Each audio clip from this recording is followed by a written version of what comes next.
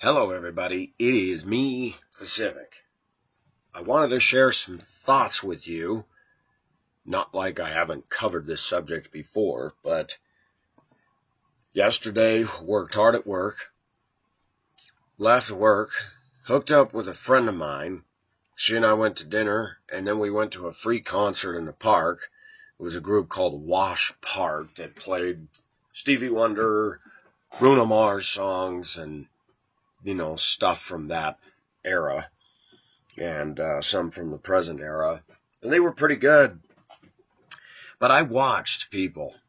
It was all whites, all whites, and I wanted to say something. This is just my personal observation of people watching. The woman I'm with has a boyfriend. She's not somebody I'm interested in. She's older than me, and we just went to do something. She brought her little fold chair with the little posts that you pull out, sit down in it with the cup holders and all that. And I noticed everybody had that. And I noticed, and I'm sorry, people are going to think, oh my gosh, Pacific, women with their little fanny packs or their boring backpack and their bright colored shoes and their dowdy colored shorts. And I don't know what it is, but I've noticed white women today. Now, I admit, I'm not a fashion statement. But women spend all this money on stuff at the malls, and at the end of the day, I don't see anybody dressed in a way that's like, wow, that's a really nice outfit. I look at American women and they don't know how to dress anymore. But as I looked, mostly families. There were some individuals that were single and alone, and it was weird. I was just watching people. Woman comes up, and this is, I told you, Colorado's fiercely independent. And a woman's up there, and the music's playing, and all she's doing is... And I watch people in their own little world there. No interaction with anybody. People bring their dogs. Dog is tangling the leash around their legs, and the dog is jumping up on them and everybody else. But there's no interaction. The only time there's an interaction is when a dog comes close to somebody, and then somebody will talk to the dog. And the most well-adjusted people I saw were the toddlers, all the way up into 4 or 5 years old, that were running around playing with each other. And I watched the adults. There were some good songs they sang. And it's funny watching people how conservative they are in public. But there was a couple times I wanted to, dance, and they even said from the stage, you can get up and dance, just don't come on the stage. And it was really weird because there was one woman with 2 dogs on a leash, and she's up there the whole time, having her own little party. Nobody's around her. Somebody else way over here, another woman's up there. And then an older woman walks by with a blah yellow shirt on with a turtle on it that says slow down. And I'm like, man, this woman's not moving fast as it is. She wasn't a senior citizen. And I looked around and I looked at faces and I see zombies. And I see women that are in their 20s, 30s laying down and then sitting up and texting. And their interaction with their families even limited, but I noticed that the families are kind of clique-like. But there's no, hi, how are you, or smiling or looking over at each other. And I thought, some people would say, this is Colorado, this is living, this is great. I noticed something this morning. The internet's down. I couldn't get on last night when I got home. I can't get on this morning. When I'll be able to upload this video, I don't know. But I'm eating breakfast right now.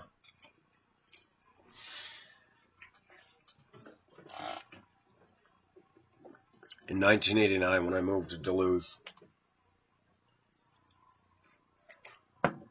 there was no laptops, no internet, no cell phones. Cell phones were for the privileged few, and they were the size of a brick. I didn't even have a car. I had sold my 78 Chevy van, and I lived hand to mouth. I rode the city bus to work. I didn't even have a landline for the first year of living in Duluth. And don't get me wrong, I got bored, but back then, I'd walk down to Lake Superior and I'd meet people and they would talk to you. I'd go out in a snowstorm and go walking. I'd get on the city bus and I met one of my first girlfriends there. And it was easy to meet people. I was in my 20s. It was a university town. And there were still your snob, stuck-up, feminist women. But I didn't notice them as much because I had many pretty women that talked to me, that I had my group of friends that on a Saturday I could walk to the laundromat, do that, and then go walk to Gloria's house and then Tina's house and, meet up with my lady friends. Yesterday, one of our top salesmen, he's the top salesman for the corporation nationwide for selling used trucks, pulled down $225,000 last year. He's originally from the East Coast, very nice guy. He went back east. He went out deep sea fishing with his family. He saw his mother and his brothers and sister, brought his wife, had a great time. And he was telling me yesterday as I dropped off a truck and I'm riding back, and he says,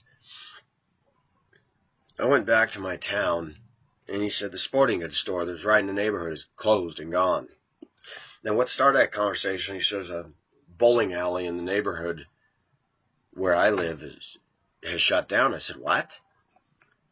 And he said, yeah. He says bowling is a dying sport. And I said, you know what I've noticed? It seems like everything's dying except technology. And he says, that's dead right. He says, when I was growing up, we went fishing, we played football, we were riding bikes. And I said, yeah. We were riding bicycles, rolling a tire down the street, running around the neighborhood with other kids. I said, when's the last time you've gone into a neighborhood and see kids running around that aren't getting into trouble? Last night I left Clement Park, which is supposed to be a good area of town that's over by the lovely Columbine High School where the big massacre happened back in 1999. That's actually upper middle class over there. As my friend and I were leaving, all through the parking lot were teens hanging out, tough girl with a baseball hat on, skinny little thing that any one of us could snap like a toothpick, standing there with the hull, checking everybody out. And I said, do you see the attitude on that chick? She goes, oh yeah. And they're standing around staring at every car that goes through. And I thought, wow, you guys are so freaking tough. You're standing around, probably don't have jobs, summertime, and you're all going to think you're all that and then some. But what are teens doing today? I have no idea. I work with them, but you don't see them running around the neighborhoods. I drive through neighborhoods in Denver area, and you don't see people out in the yards playing anymore. Once in a while, you'll see a mother with a wading pool and a couple little toddlers, but kids running around playing? No. And I was thinking at the concert last night as I looked at people that are too afraid to be expressive. The ones that were being a little too weird the other way. And the ones that are standing there and they're trying to be all conservative. Here's a rock band. I look at everybody and I thought they look like a bunch of freaking zombies over here. That nobody's going to get up and go, oh yeah. And a couple people did it, but they were doing it to the excessive where, boy, that woman's being strange over here.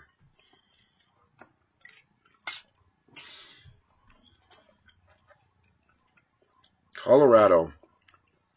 And the salesman said this. He's from the East Coast. I said, Colorado is not friendly. He says, no, it isn't. I said, the neighbors don't talk to you. Even here we got a neighbor. He always says hi to me. They rent the house, a house that borders the property. I always come out and say hi. His girlfriend is a white girl, stuck up. And I've always tried to be nice, but she's got the whole body language. And it's funny, she comes out one day with a t-shirt on, no bra. She's much younger than me. Lifts up her arm, you see all the black stubble, and you're like, ew. And her whole body language is, I'm so cool. I thought, wow. And I called my friend in New England this morning, the one who lives in Vermont, and he's been dealt a bad blow. He's been dealt a real bad blow. His wife has always hit him, beat on him, and he never struck back. Well, a few months ago, he had enough and shoved her. Not hard, but shoved her. She got one little scratch on her face. She hit the couch or something. Called the police. And today he goes to court to find out about the domestic charges. And he cannot see his son, who he is very close to. Mother does nothing with the son. Mother is hugely obese.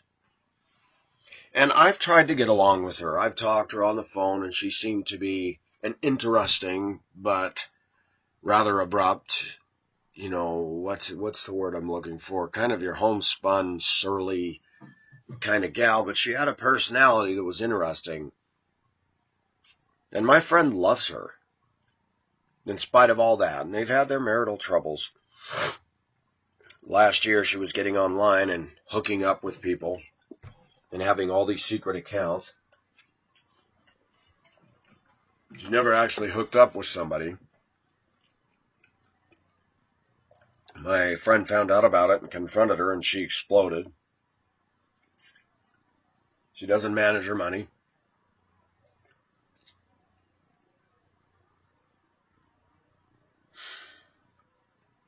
He's in his 50s. And so is she. Because the domestic charge, the assault charge, domestic violence, there's a restraining order against him. He can't come anywhere near him or her, yet they work in the same place, but there's an exception listed that he can go to work, but he can't see his own son. His son and him were close. They play tennis together, they do things together.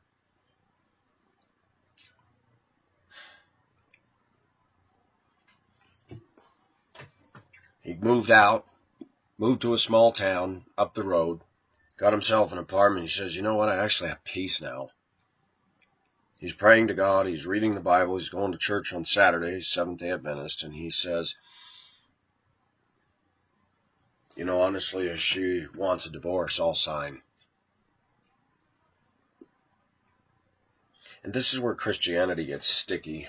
I've been around people that say the only biblical grounds for divorce is for marital unfaithfulness, meaning adultery. And I ask that question over and over. Does that mean even if your spouse doesn't commit adultery, but they're beating on you, you're not allowed in God's eyes to get a divorce? I'm going to give you my explicit opinion, because the scripture does seem to give only one out for divorce. Actually, two. One is death of a partner, or two is adultery, somebody committing adultery in the marriage.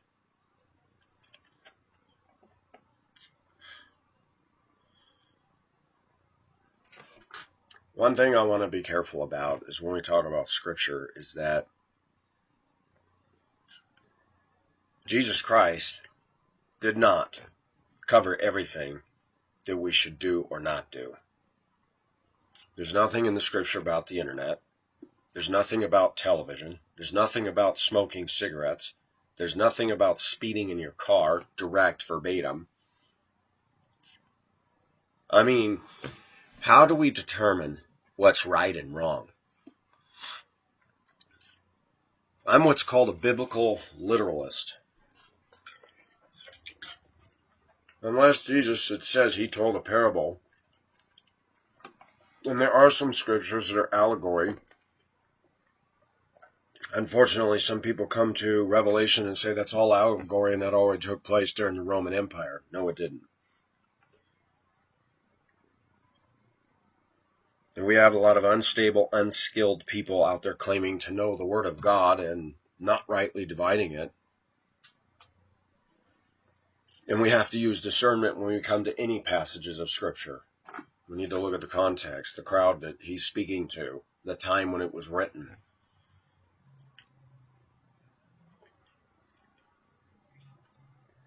What do you do when you're married to a spouse who's an alcoholic?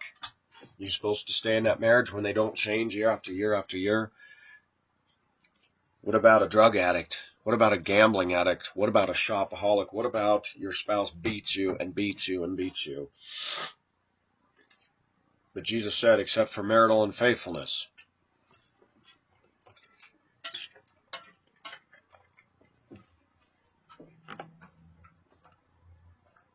If you go back to what Jesus said, Moses permitted divorce because of the hardness of your hearts.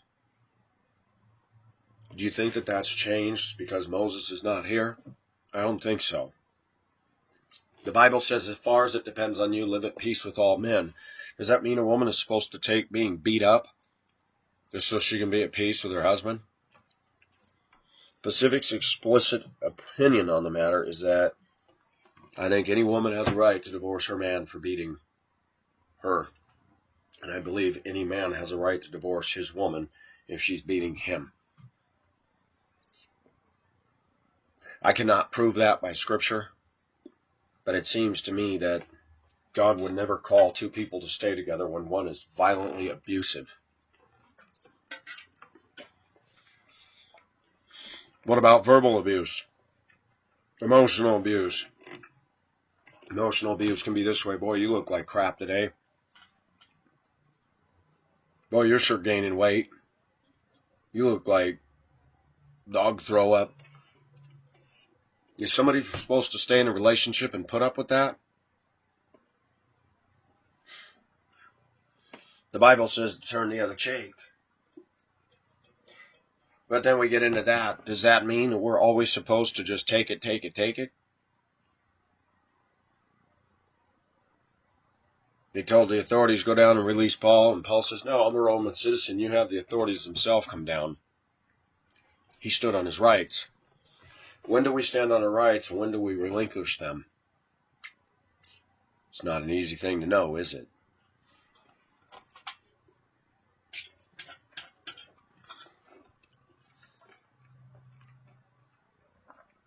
Pacific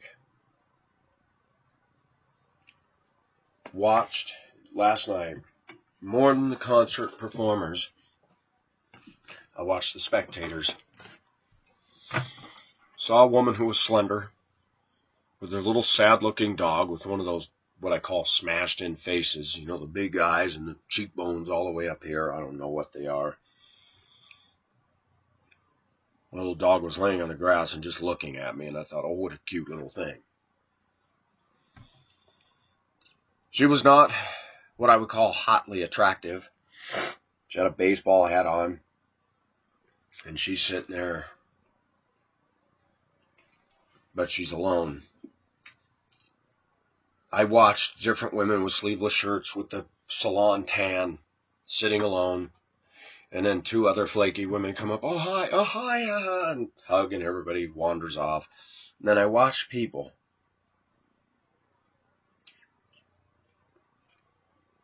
And America has become a place where, yeah, you can do whatever you want.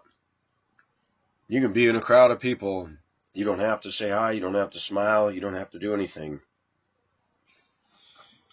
As the music was blasting into the beautiful Colorado evening, and it was beautiful last night, I'm on the hill looking down, and my mind drifts off. She had her chair. She sat down. I stood because there was goose poop everywhere, and I wasn't going to sit on that.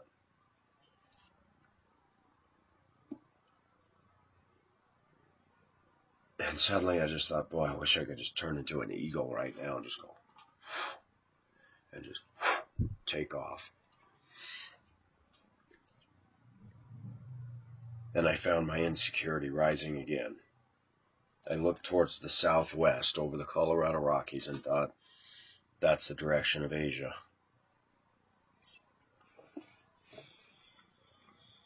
One of the reasons that I got so caught up in yellow fever and all that is because all my life I've desired intimacy. I've desired community. In the last over a decade of my life, I haven't had it at all.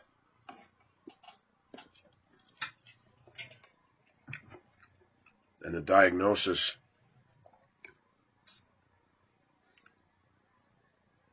right now, as it stands, doesn't look good for the future, if that ever happening.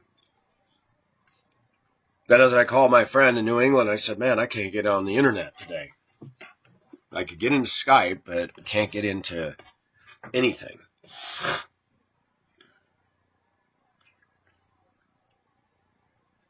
And I found myself going, man, if I had no internet, what would I do in my off time? You could be like these guys when they're not doing their various projects. She'll sit for hours in front of the TV. Loud TV. Yesterday, I went to say good morning to her. She got up early, went in the garden, and she was talking about that some expert of earthquake stuff is saying there's going to be a big earthquake in the Pacific Northwest. And I said, you know what?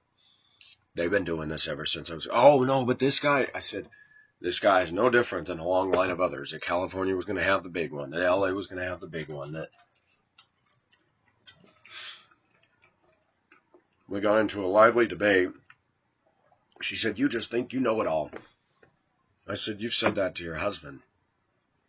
And I politely said, your husband has told you that you watch so much news that you live in fear of everything and what ifs. I said, do you remember a couple of weeks ago, the hailstorm? That you said that out of all the news channels, there was one that you said was most reliable for weather reporting. And you came in saying they're forecasting golf ball hail, and you were panicking about your flower pots. And I said, with all due respect, I said, we got vehicles, we got the tenants next door and their vehicles. Golf ball-sized hail would ruin your roof. It would bust out the skylights. You'd have another insurance job. It would destroy our vehicles, pings in the metal, and break glass.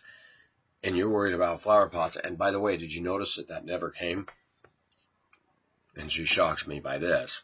Well, that's because I prayed. I said, really? How about 30 miles east where the farmers are? Then they lose all their crops. Well, they must not have prayed. I said, there's Christian farmers out there. You think they're not praying for God's hand of protection? I said, do you really think you have more faith in that God's concerned about a couple flower pots versus a crop that can actually feed a lot of people? And her answer to that was yes.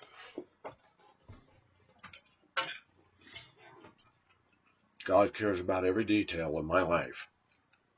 Really. We got people dying in dire poverty. We got people living in squalor. We got people that can't even get ministry tools in their churches in third world countries. And God's going to shut down the universe over a couple of flower pots. I said, do you know how ridiculous that sounds? I can't even talk to you. I shouldn't have even mentioned this. I said, I've studied earthquakes and I don't know everything. But I said, no one can predict when one's going to hit. Oh, but all the experts. I said, what experts? Caltech? Boulder? The Seismographic Institute? I said, are they saying this? Well, they're all saying. I said, they're saying that a big one could hit. No, but they're saying this could hit an area that hasn't had any. I said, look, Seattle, Mount Rainier, all that is part of the Ring of Fire. I said, ever since I was a kid, it was communicated to me that that is volcanic.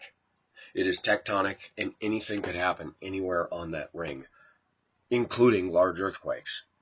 I said, we've known that 50, 60, 70 years ago. So I said, now he's coming out saying that one could hit. I said, there was one that hit the New Madrid Fault in St. Louis, or Missouri. And I said, that was substantial. I tried to discuss with her intellectually the Kobe earthquake, the 1989 Candlestick Park earthquake in San Francisco when they had the World Series and the 220 double-decker freeway collapsed, smashing the cars like that. That the Marina District, which is all on landfill, those old turn-of-the-century buildings, literally just slumped over and fell.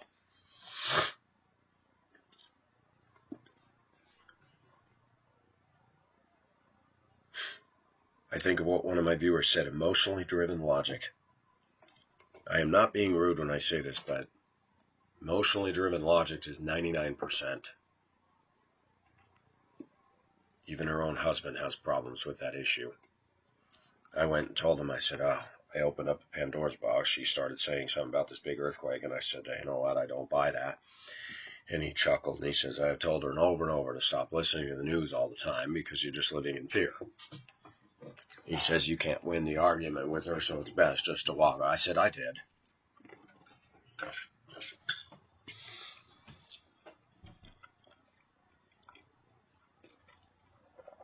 Pacific is not an earthquake expert, but I'm going to tell you I know a huge amount of knowledge about it. I've studied the Japanese findings about cockroach and animal behavior changing before quakes.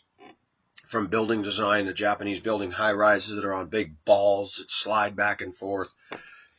The Japanese were the cutting edge of earthquake experts, summa cum laude, and knowing their characteristics. And Japanese people will tell you they can't predict them.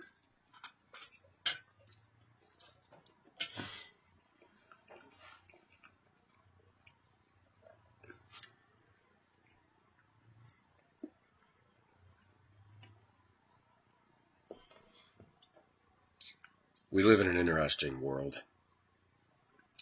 The man of the house here will not go to church. He has his own views of things. Doesn't believe in the rapture, doesn't believe in the tribulation, doesn't believe that he believes revelation has already taken place.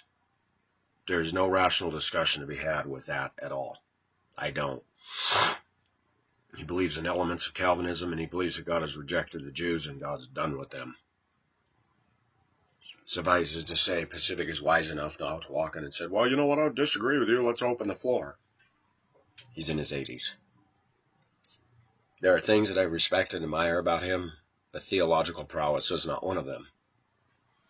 Her views consist of speaking in tongues, faith, healing, name it and claim it, though she has her own medical and physical issues that are getting worse year by year. And I said, you know, if you have enough faith, how come you yourself are not healed? She told me Johnny Harrison taught him must not have had enough faith to come out of that wheelchair. And I said, you got to be kidding me. I said, most of the time you're in bed listening to TV full blast and you're not well. What's your deal? Well, I'm not saying God doesn't allow people to get sick, but it says by his stripes we are healed. And I said, that's not what it's talking about. Oh, yes, it does. You read your Bible. I've read it, and that's not what it's talking about.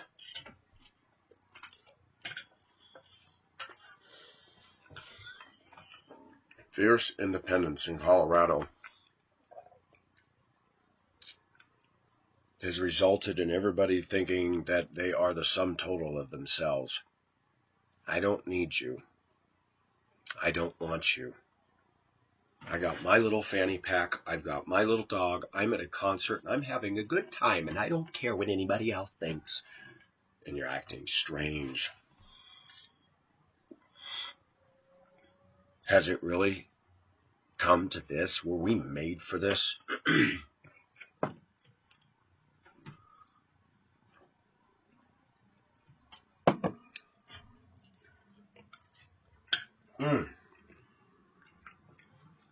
Oatmeal be good food.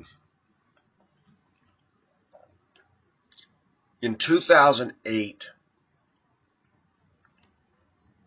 after my first ever flight across the Pacific Ocean to Hong Kong to meet a girl I was literally obsessed and, yes, emotionally driven to.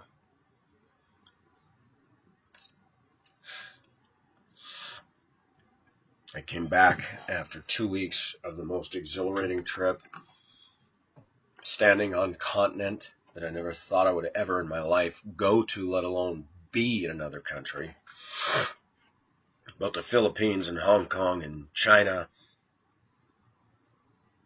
and realizing that this girl is sending up so many red flags.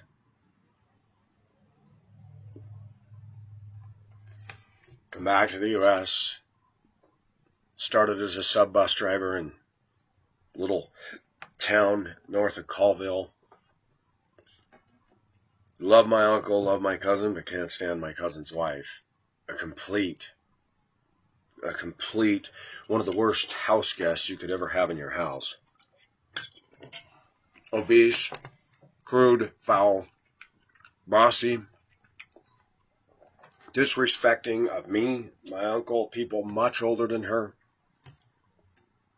raised by a nanny in Peru and spoiled rotten, expecting life to be handed to her on a silver platter.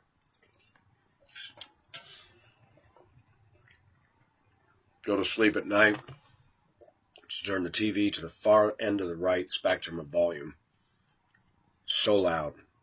Come in the bathroom that was up against my bedroom wall, slamming the door, dropping the toilet seat, slamming the drawers, banging everything. I'm like, what does this woman do when she goes potty at 2 o'clock in the morning? If you could be a fly on the wall, I picture some fat woman going, you know, kind of like, what was it, Robots, and that big robot with the big trunk-sized butt comes in and turns around and bangs everything. And I went to my uncle in private when we went to town to go get groceries. I said, you know, I'm being woke up every night by that woman going into that bathroom. He chuckled and he said, that was my bedroom when I bought this house. And when my son and his wife came to move in, they took that bedroom down the hall, and she did the same thing to me. And I came out and said, do you need to make all that noise? I can't help it. No, you slam and you bang things. Do you need to do that?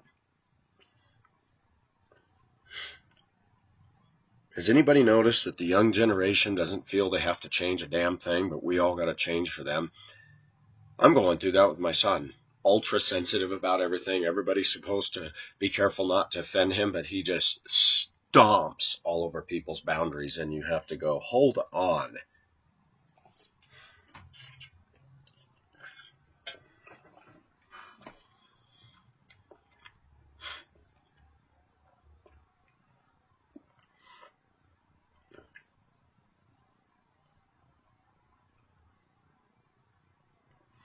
I looked at the pretty women that were there. They're not smiling. They don't look happy. They don't have the face that says that they're content, settled. They have an edge. And I hate to use this word, but the bitch look. So what is going on in American culture?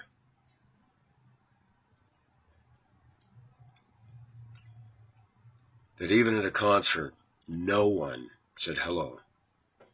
Isn't it a beautiful night out? These guys are good. Nothing. No interaction. And the single women out there with their dogs, parading around, dancing, even in a way that I'm embarrassed just watching them going, oh my gosh, that's just wrong. And a song came on and I looked at my friend and I started going. All of a sudden, people all turn around and look, and I'm like, oh, great, I'm being stared at. Wasn't making noise, nothing. And I stopped. In Hong Kong, I had no fear to be myself. With these people, because they're all afraid, I find fear coming into me. Don't stand out here.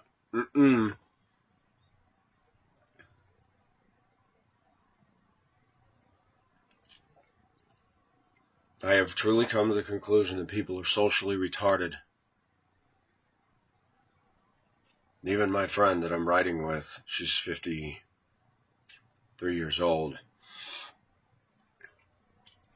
And she's tailgating, and I'm just pushing that imaginary brake pedal and going, my gosh.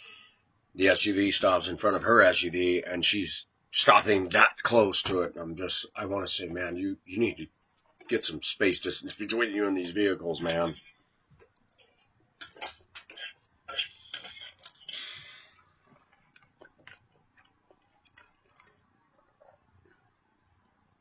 This woman just went to Ireland. She's got a boyfriend who spoils her. She works as a bus aide. She does not like her job. She spent all year complaining about it. And it dawned on me that every time she gets with me, she goes, yeah, my ex-husband said this and my son said this. And I said, you know what? Don't worry about what they say. If you want a better job, go get a better job. And her son saying, I don't think you should do that. Her ex-husband says, oh, you'll be there 5 years. You don't need to look. You'd be stupid to go get another job. I said, if you feel in your heart you need to make a change and go do it. She had fallen down the stairs, broke her arm. And it's better now, but she still has pain. But every time I'm with her, she doesn't see the silver lining. And yet at the end of the night, she goes, thank you for at least brightening me up. And I'm thinking, I actually brightened you up? And I don't complain when I'm with her. She was complaining about the shootings, the Marines, all the stuff that's going on. And I said, well, I didn't even know about this. Yesterday, I met a black gentleman, 43 years old. Slender, fit. And came to pick up trucks to drive them out to Fontana, California to be shipped to Vietnam. I don't know him. He comes in our office. He looks at me and says, what do you got that gold chain around your neck for? And I'm thinking, never do I walk up to a stranger and say, why are you wearing that? What is... Never. I always say, hi, how you doing? And I greet him, morning, how you doing, sir? Shook his hand, introduced myself. First words out of his mouth. I said, I just like it. Oh, I thought like you were going to get up on stage and perform. I said, no.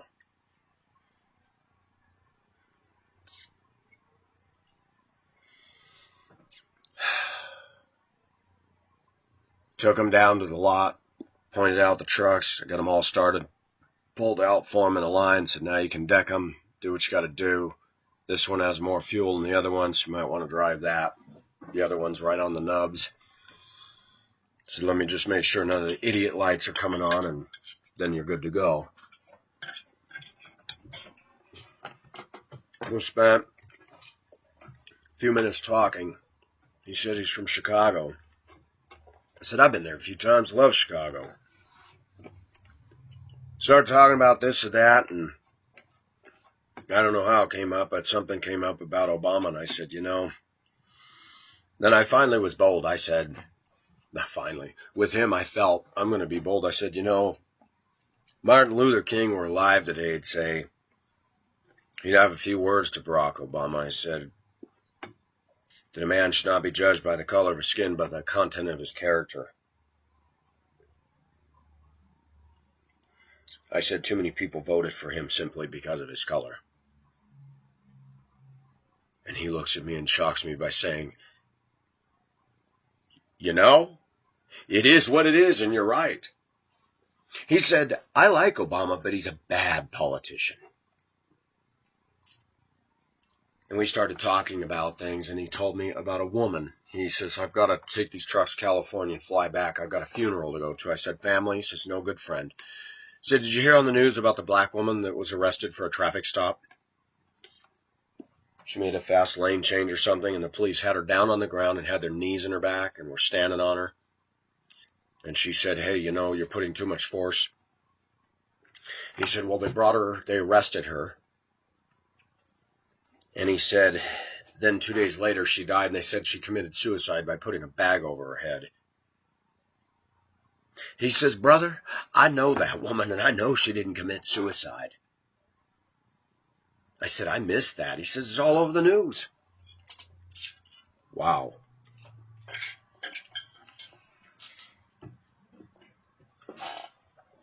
He looked me right in the eye and he said, I'm ashamed to admit that my own black people are ignorant. And he said, a friend of mine said, what has Obama done since he's in office? And he said, he hasn't made anything better for anybody at all. He said, I know that. He says, I do a lot of reading. I said, did you ever read Native Son? He says, yeah. And he lit up. He says, you read that? I said, yes, I did.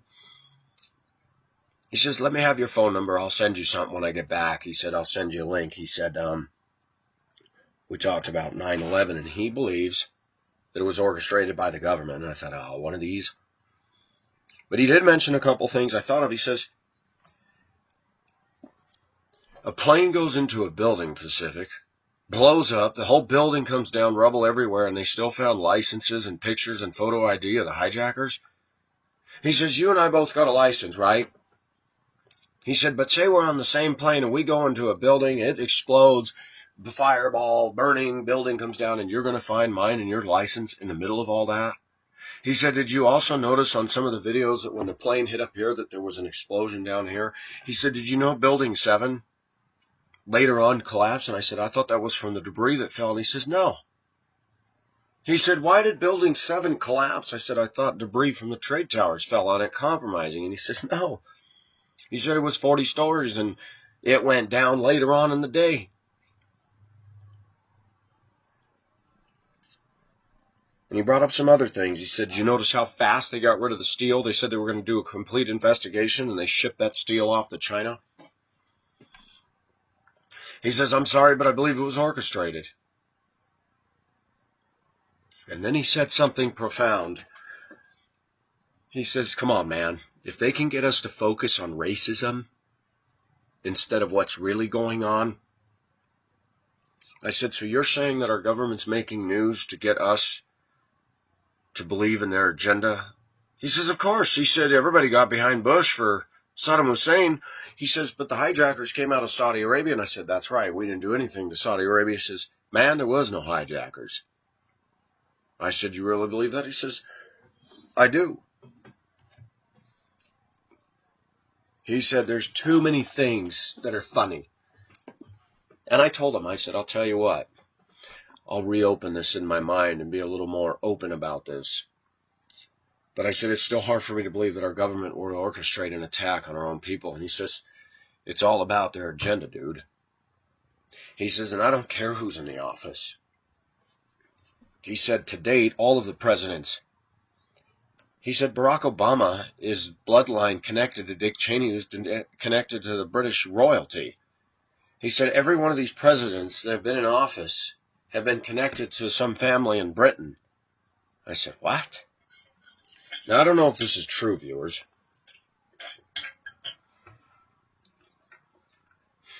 Most Americans, he said that blacks consist of 14% of the American population. I said, that's it? He says, yeah. He says, I've told my black brothers and sisters, said, you know as well as I do that most of you all didn't even go to the polls and vote.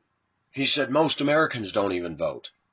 So it's not like we got this big victory. He says, I heard my own kind say, yeah, see, now we got a black man in the office. He says, oh, really? And that matters? I said, have you noticed how he ignores the Congress and the Senate, the House and the Senate? And I mentioned the Supreme Court and their homosexual decision. He says, yeah, a few people can make policy for everybody. He said, now I've got to pay taxes so that they can have same-sex benefits. I said, I have to go. I said, I could talk to you all day. You're an intelligent man.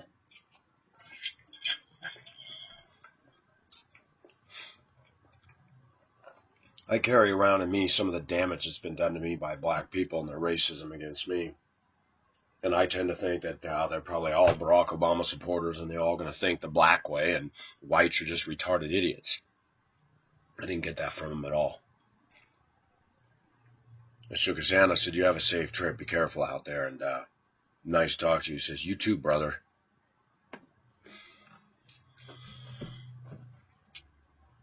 The internet. It's brought us together loosely. I have a couple people I can contact and a couple people I can communicate with.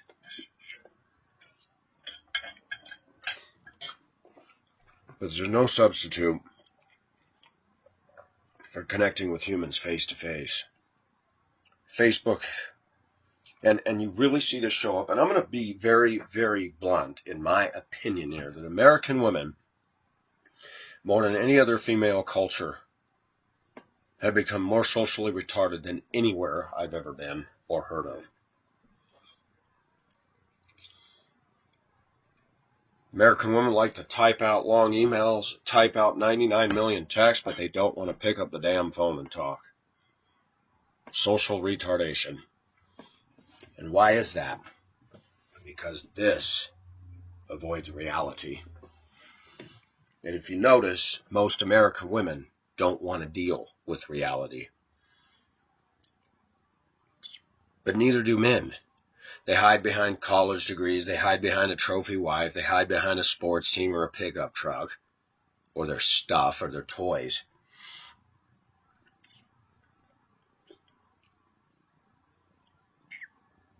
I confess to my viewers that the thing that scares me is if I was to literally turn off the internet and walk away with it, I'd be like, well, you're not going to have anything then. You'll have a job and you have a place to live, and I'm not going to sit and conversate for 6-7 hours. I woke up at 2:30 this morning. I'm not going to get up and conversate for hours when they're asleep. So what am I going to do if I had no internet from 2 a.m. till time to go to work? Well, you could read a book for 6 hours. No.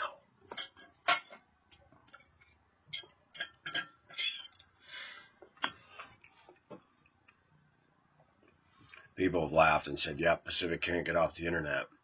And the people that are leaving those comments are on the internet, leaving those comments on the internet. It's quite hilarious.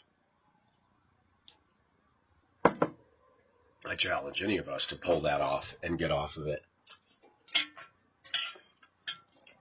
My friend last night said she shut down her Facebook account as she found out potential employers will look you up.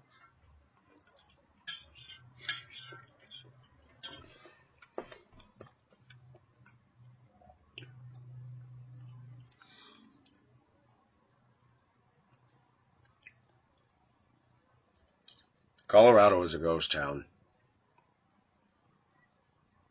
We have more people in Denver Metro than the whole state of Wyoming has.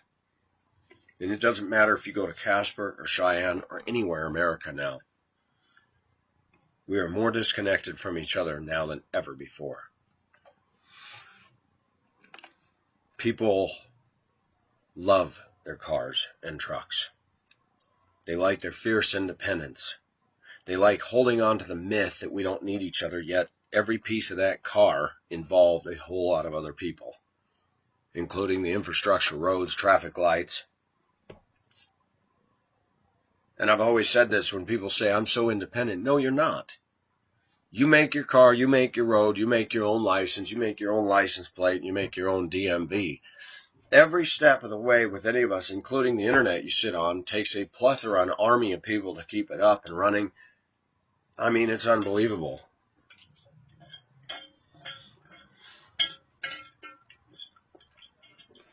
American women claim to be so independent, but not one of them can make their own bra. Did you know that? They can't sew their own panties. The American women are so independent that they don't depend on the truck driver to deliver the goods to Cherry Creek Mall, to Victoria's Secret where they just shopped, and they don't need the register lady to ring it up, and they don't need to work for the people that gave them the money to begin with. And the building they live in, yeah, they constructed that. The whole thing of independence, and I understand. Women say they don't need men, but yet men made the whole freaking infrastructure that they depend on and take for granted every day. I'm afraid that we're becoming very much like Spock.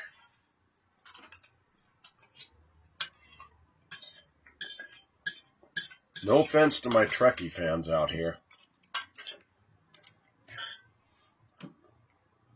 but nobody wants to have a relationship with Spock unless you're a Trekkie. Notice in Star Trek they're sexless. There's women, there's men. There's no feeling. There's no romance. It's just matter of fact. I watch Americans at a concert scratch their armpit, pet their dog. When they walk by you, they stare, but nothing. They're blank. They're zombies. To me, and this is why I liked Filipina culture, music starts playing, and I can watch my Filipina friend when we're driving in my truck, and she's sitting next to me, and she'll just break out into song. You go to church on Sunday morning with American Christians that claim to be so close to Jesus, and they're looking at the floor and barely singing, including the hot women that think they're all that on a stick. Maintresses again. Every I can't even hear the voices of the one next to me. And every Sunday after Sunday, wow, you got a good voice. You should be up there. I don't want to be up there, but thank you. I will not sing in front of an audience of my own people. I will sing with a microphone in my hand when the lights are low in a karaoke bar in Hong Kong before I sing in front of a church. It's intimidating.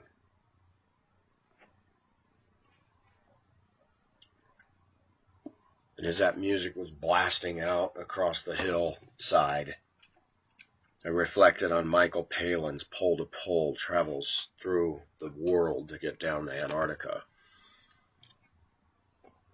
It's so different here.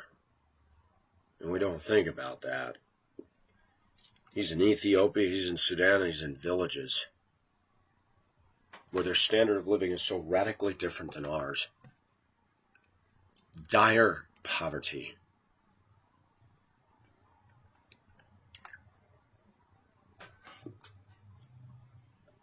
And we can go to a concert in Colorado. We don't even engage with each other. Bowling is a dying sport. Tackle and fishing bait stores closing down. My friend who is secularly hip to be squared, financially got it made, says, yeah, something's changing and I don't like it. And then he asked me a question, not in a rude way. He says, what church do you go to? I told him. He says, oh, really?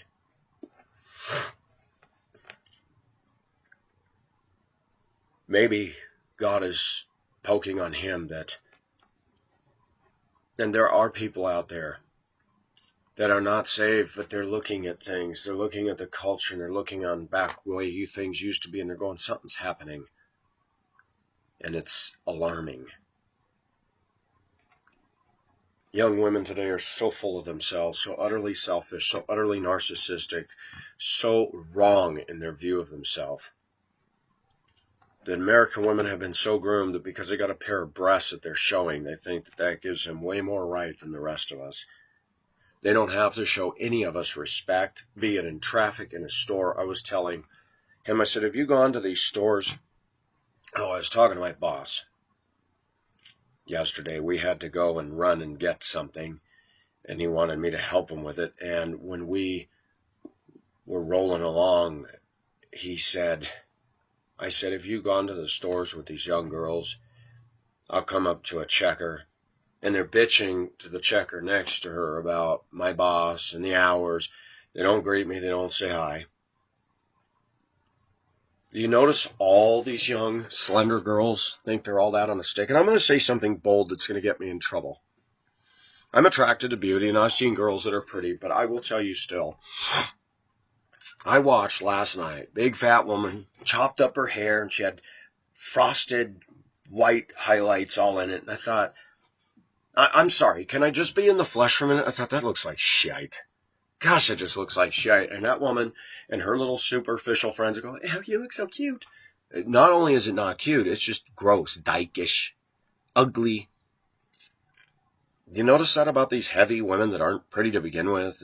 They're going to do this to their hair and do that to their hair. And it's like, but you're still the same fat person today that you were yesterday.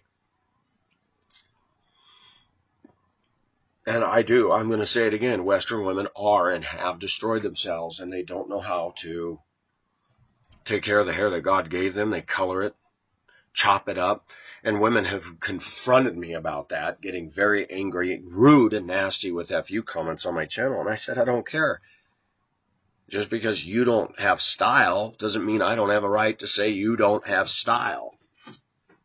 There are women I've seen, I'm like, you're not doing justice to yourself. One of my own fans, pretty girl. She wore a wig. And I saw her in the Facebook pictures. Wow, you look really good. She has lesbian preferences, I believe, based on what I've seen from her site and what she's shown in there. When she had the wig on, I admit, I thought, my gosh, I would go out with her. She's attractive. But then when I got a response from her, she goes, you see, this is how vain society is. They only notice me if I have long hair, but I wore a wig just like you did. I did that because you wore a wig just like that. But then I saw her other pictures where she had buzz cut the hair and had a little bit of length back hair. Yes, I admit I didn't like the hairstyle. But she still had a pretty face, slender build, and I could see that she still has a ladiness about her.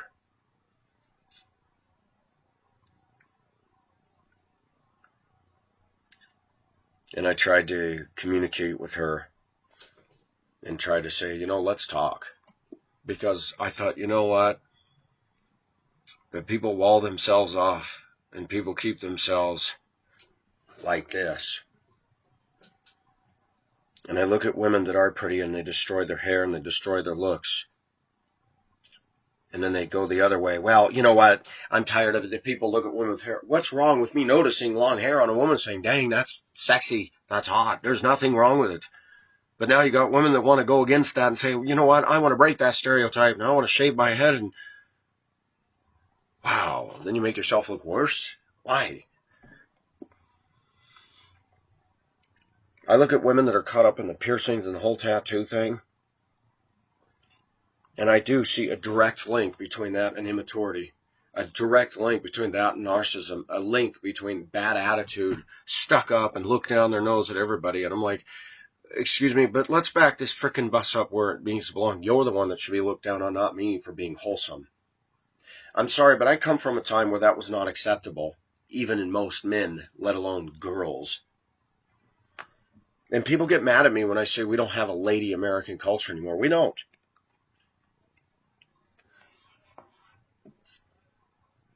The secretary, one woman in our workplace, I've been nice to her.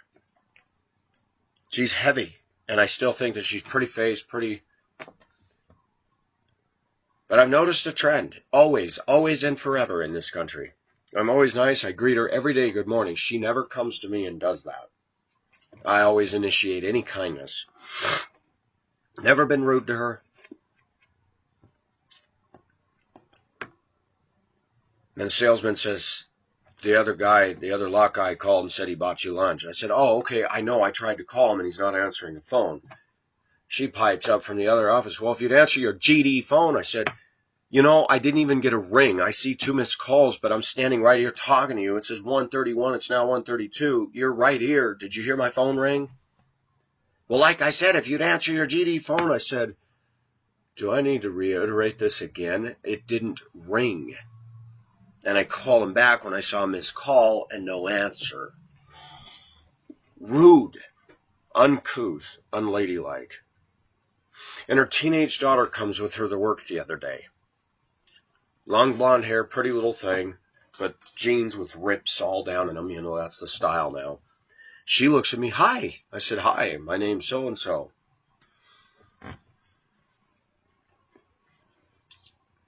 And she seemed chirpy and talkative to me. And she goes, yeah, this is my daughter. And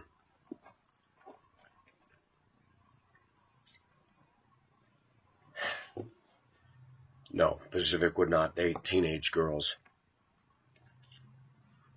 But you want to know what's sad? Don't misunderstand me, viewers. It's too bad I couldn't take one of those young people, get them away from all the bad influences, and then when they're of legal age, say, hey, you're going to be my wife. Because what's happening with the young women today is once they hit adulthood and they get out there in the flow of everything, they're ruined. It's sad. When American women get to be my age, they're just loaded with problems. My friend last night, it's amazing what a shirt and a bra do to a woman. It's amazing the difference that's very noticeable when they don't have a bra and you go, ooh, please wear the bra. My friend shows up last night with no bra on and everything is all the way down to here, nipples poking through, and I'm like, oh, that's not pretty. She's only 4 years older than me. She's skinny.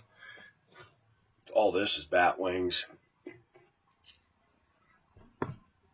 She just let herself go because she's lazy. She doesn't work out. She doesn't physically do anything. She sleeps all morning and just slugs.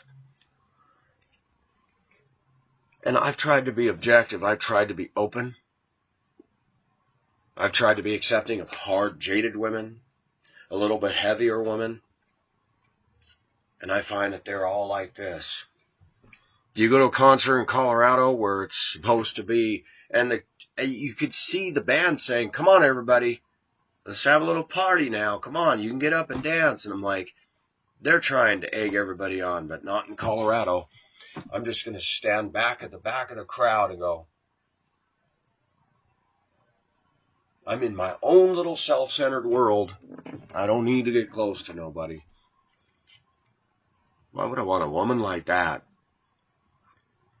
Or a slender woman standing in front of me with her sad-looking little dog, just sitting there with his big puppy dog eyes. And all I see all around me is nothing but blatant insecurity. People that don't have the confidence to even get out of themselves. And I see plethora of teenage girls running around dressed inappropriately. One walking by with nothing but a bra on, dressed like a slut whore. And that angers me. Then I saw something that really got to me. Some tall guy that was about late 30s, early 40s, and a cigarette, walked by, smoke blows in my face. And he's got a girl about 8 or 9 years old who's got a tall, long-legged girl who's got a tan. Got a little tiny skimpy bra on, pink, and a hot pink set of shorts. Her butt cheeks are fully exposed, and it's a V right down here. And I'm thinking, what freaking father would let his girl grow up dressing like that? Then the Wash Park group started singing, "Oh, oh, oh, oh, oh. Sex Takes Me to Paradise." If you want to listen to a disturbing song, listen to the lyrics of that. It's almost pirating Christian terminology. Born again. I mean, it's Bruno Mars has an issue with the gospel. That comes through in this song. Listen to the words. I'm not going to give it away. I hate that song. I've always hated it. When it comes on in the bus, I go, "Hey, we like..." I don't want to hear it. That's garbage. It's a good song. I said, it's stupid.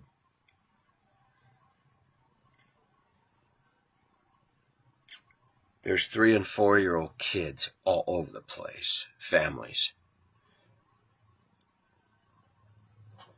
It's funny, I'm an adult site. I have a Tumblr. I warn people about it. And I watch some overzealous Christians go all ape crap over that. Then I'm at a concert. It's supposed to be a family-touted summer of concerts. And they're singing "Your Sex Takes Me to Paradise," that even the group can't stop and go, this probably wouldn't be a good song to sing with all these little kids present. And did anybody get up and said, "Hey, hey, hey, hey"? Nope. There were people older than me with white hair sitting there going in their chairs. And it dawned on me, if you were to go up to those same people and say, "Hey, can I molest your little girl?" They'd be like, 911. But music is the Pied Piper that's lulled us all to sleep. We're zombies. We're retarded. We're stupid. And people think they're enlightened and educated. And I'm here to tell you, no way we're not. Against that backdrop, Pacific and my viewers all live. And some people found things to do to get around it. They go to their jobs, they collect things, they take care of their house. And as I told my boss, we went to his house. It's beautiful. Brand new home. He said across the street over there, that was all dirt. All around me, you could see in all directions. And just in the last year, all this has gone up. Everybody wants a piece of Colorado. His garage was outfitted with woodworking equipment. He's got an O2 Trans Am that's got 19,000 miles on it that he said that that's his toy. He was married for 16 years. And he said, yep, I divorced my wife too, but she goes and tells everybody that I was the bad guy. And I said, that was me. He says, I'll never get married again. Never. He said, I'll date, but he says, I'll never get married. His kids have been all over the world traveling. I get snapshots of people's lives every day, whether it's mechanics, salesmen, my boss, the general manager. And little by little, I'm hearing the same thing from everybody, Christian or non, that this world, that our culture, that our society is fractured. Death threats made against Donald Trump by a Mexican idiot. A druggie. Did you hear about the escape of a drug lord? Went in a shower, went down a hatch, and went into a room in a tunnel and was out of there, worth multiple billions of dollars.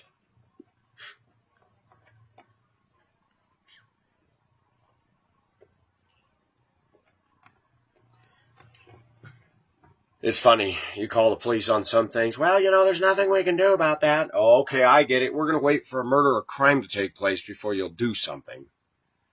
But then somebody's pulled over for a traffic stop and has a knee in their back when they get out of the car and they comply.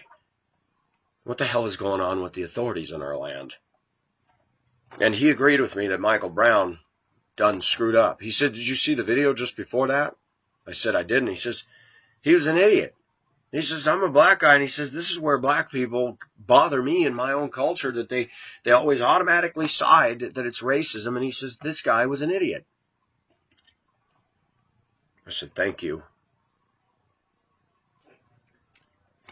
But there is police abuse.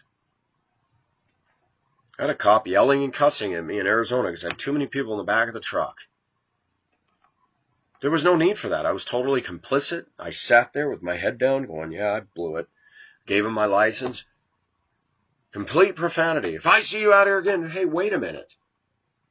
There's a difference between getting a ticket, but if you see me out here on the streets again, where is that against the law for me to drive my truck later on with nobody in it and I'm following the speed? You got to be kidding me. But I didn't even do that back then. Today I would have said, whoa, wait a minute. Is there a law that says because I got a traffic ticket I can't be out tonight? I said, I have to get up at 2 a.m. to get the papers for the Prescott Courier, sir.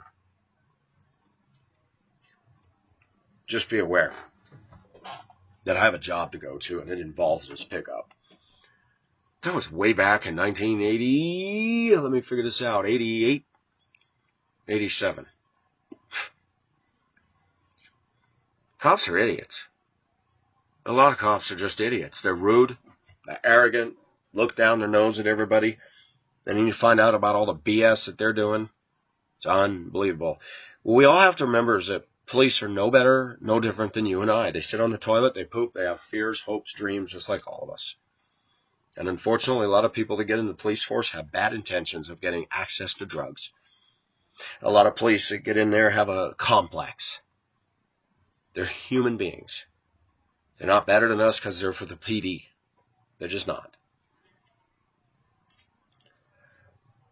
But I want to focus and close on this, that it's sad how fiercely independent we've become. We don't need each other. We don't have to interact with each other. We can interact with a stupid cell phone. We can interact with a computer screen, but we don't have to interact with anybody anymore.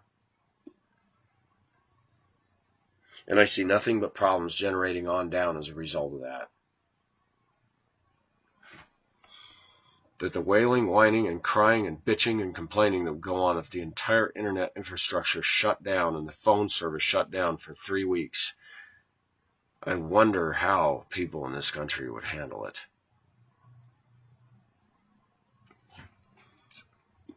Little perspective. You go back to the turn of the century and they didn't have a phone at all. People grew their own farm, raised their own cattle, and milked the cows.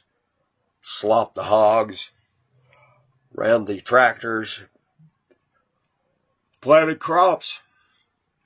Everybody seemed to do just fine. There was no IRAs, there was no health insurance, there was no Social Security.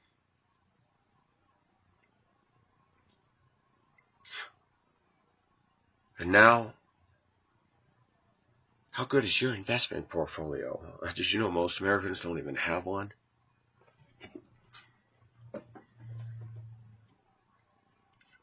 Would God move more in our lives if we let go of our diaper called the internet, our collective box of Pampers?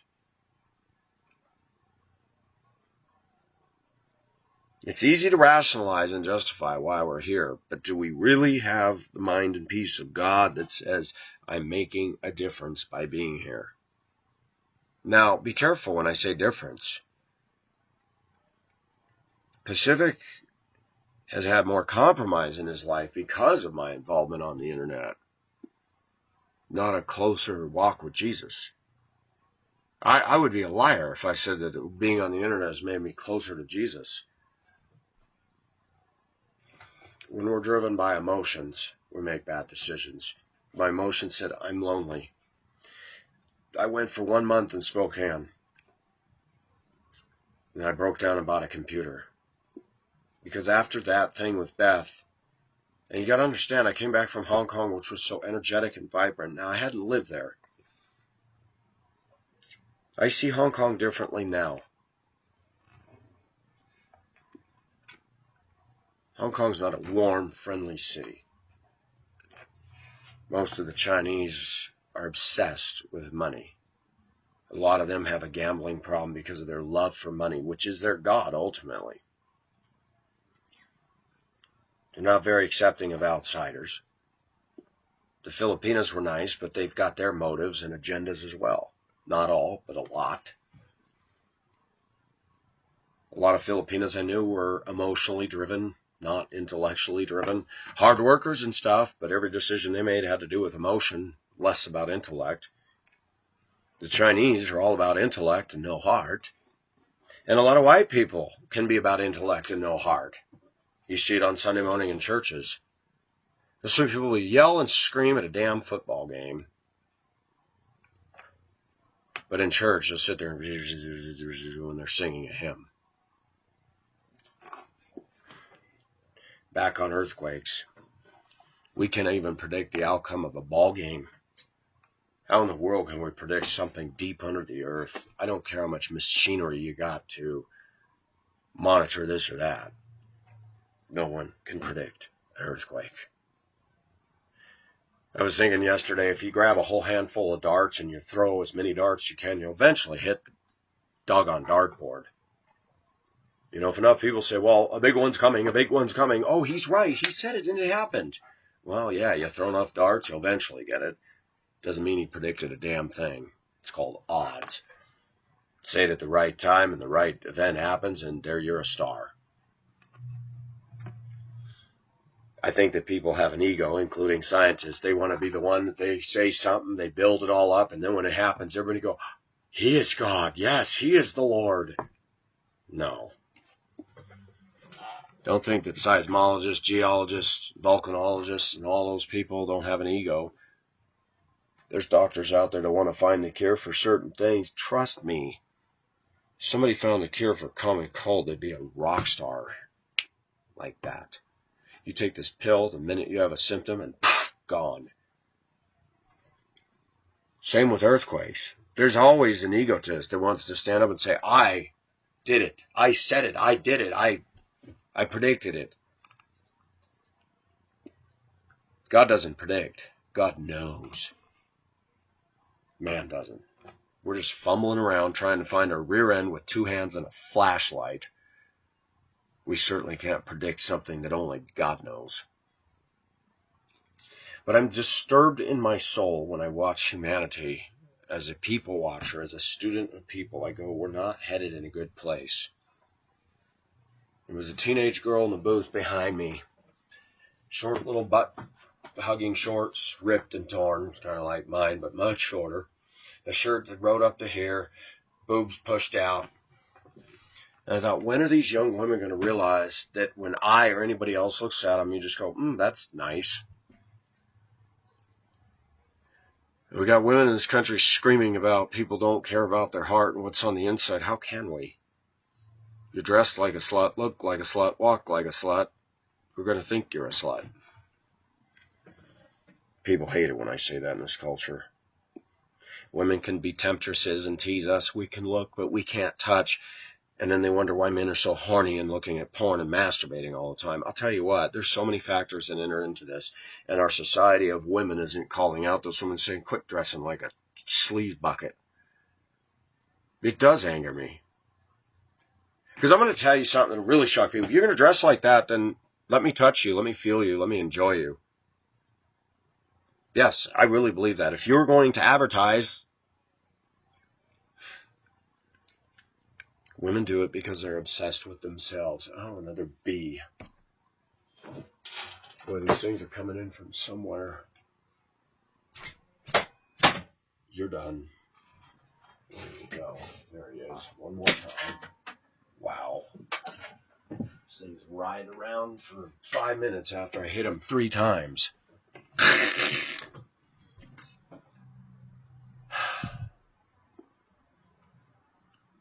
Viewers, I haven't arrived in my own life, but I believe I'm objective.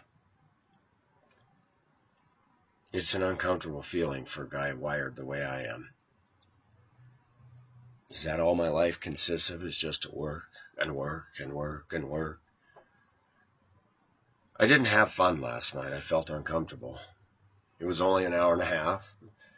Other than that stupid Bruno Mars song, the group did good. But I thought, man, there's no passion with any of these people out here. Boring white culture.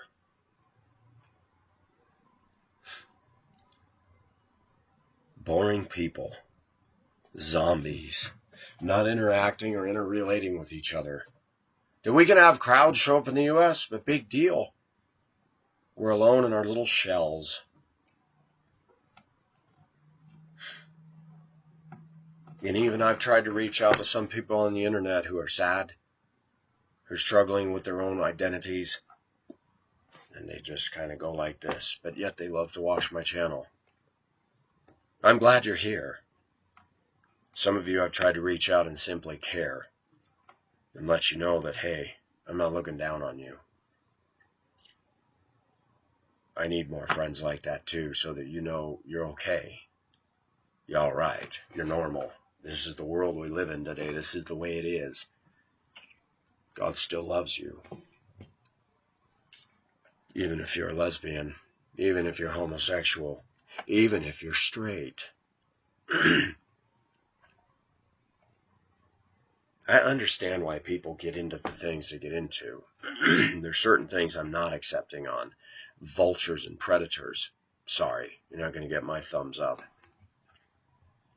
And last night, they inject this in the middle of concert. Yeah, we're Wash Park. Look us up and like us on Facebook. People are so caught up in that. I just want somebody to like me. To my face. Not thumbs up my video or my site. I'd like to see a young lady, an adult, go, you know, I like you. I want to be with you. I just want to ride in your truck and we can listen to music. We don't even have to say anything. But at night, I want you to hold me and hold me tight. And we look at the stars as we lean back on a Colorado night. I really, truly am asking for too much today. You have to pay for that now. You have to spend big money to get that now. When thinking about the kind of a woman I want, she doesn't exist anymore.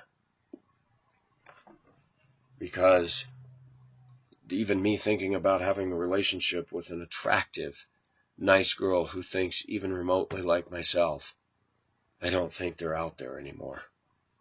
I really have come to the conclusion I am a dinosaur that is nearing extinction. Not a pity party. The last of the Brontosaurus. Ooh. People look at me like I'm weird, and I'm starting to feel like there used to be a time when there was a lot more people like myself. That's why I call myself a dinosaur. My expectations are too high. I need to lower them to accept the fact that if some big fat heifer wants me, why not give it a try? And I'm going, no, please no.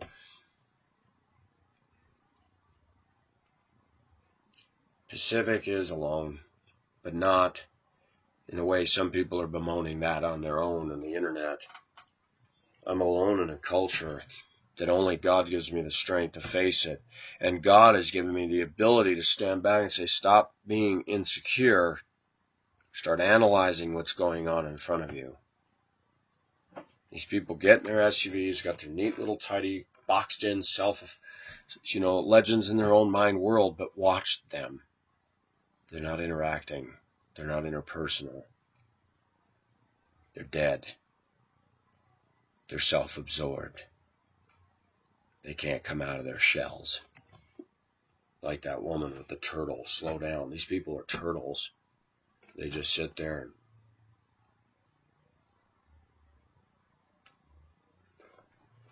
no interaction, no pizzazz, nothing.